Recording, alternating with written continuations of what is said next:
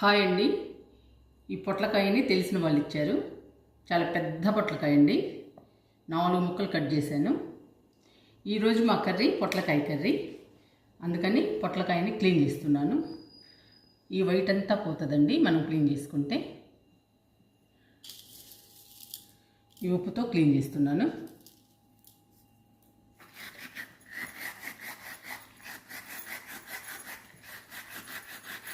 White అంతా పోయి నీట్గా క్లీన్ అవుతుందండి పొట్లకాయ.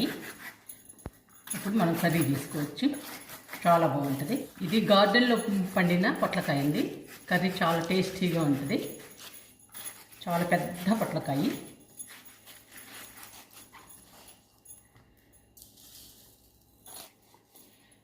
ఇలా క్లీన్ చేసుకోవాలి. కాయ మొత్తం క్లీన్ చేశానండి. ఇప్పుడు శుభ్రంగా వాష్ చేసుకుని ముక్కలు కట్ చేసుకుందాము.